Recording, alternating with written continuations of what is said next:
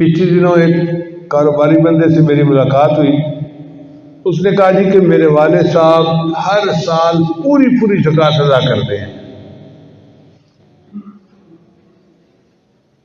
میں نے کہا پھر تو اور برکت ہوگی آپ کے کام میں. کہنے لگا اللہ نے اتنی برکت دی کہ ہماری سوچوں سے زیادہ.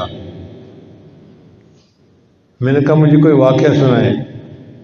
کہنے لگے ہم نے پوری زکوٰۃ رمضان میں ادا کر دی اور اس کے بعد سندھ کے اندر طوفان آ گیا، جیسے سیلاب آتا ہے. تو کہنے لگا کہ جو ڈی سی او صاحب تھے نا وہ آئے میرے والد صاحب کے پاس اور انہیں کہنے لگے کہ دیکھیں اس موقع پہ ہمیں سندھ کے لوگوں کے لیے کچھ امداد بھیجنی ہے. بھئی ہم تو زکوٰۃ کا پورا مال دے چکے ہیں. اس نے کہا جی ضرورت اب پڑی ہے تو ہم اب آپ کے پاس آئے ہیں، آپ کچھ نہ کچھ کریں. کہنے لگے میرے والد صاحب نے ہمت کی اور 4 کروڑ روپے کا سامان لے کر ان سیلاب زدگان کے لیے بھیجا.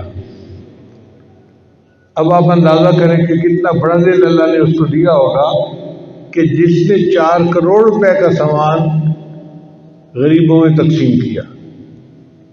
کہنے لگے کہ ابھی 1 مہینہ نہیں گزرا تھا، چیزوں کے ریٹ میں تبدیلی ہوئی اور جو خام مال ہمارے پاس پڑا ہوا تھا اس خام مال میں سے ہمیں 40 کروڑ کا فائدہ ہو گیا.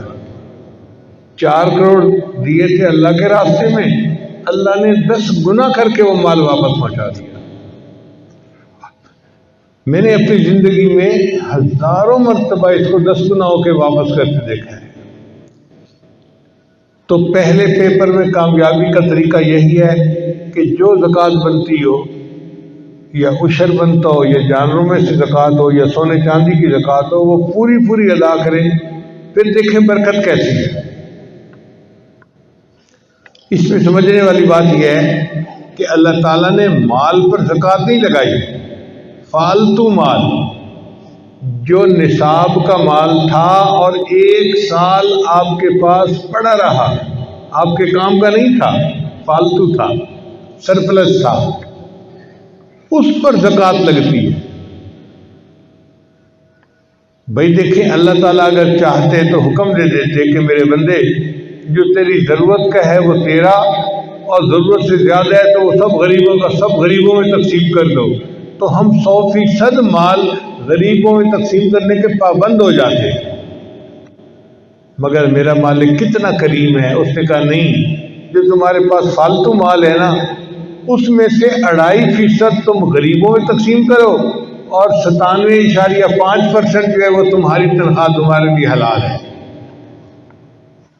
آپ نے زندگی میں کوئی ایسا پے ماسٹر دیکھا ہے، کوئی اتنی تنخواہ دینے والا بندہ دیکھا ہے کہ جو 2.5% مال تقسیم کرنے کی تنخواہ 97.5% دے رہا ہو؟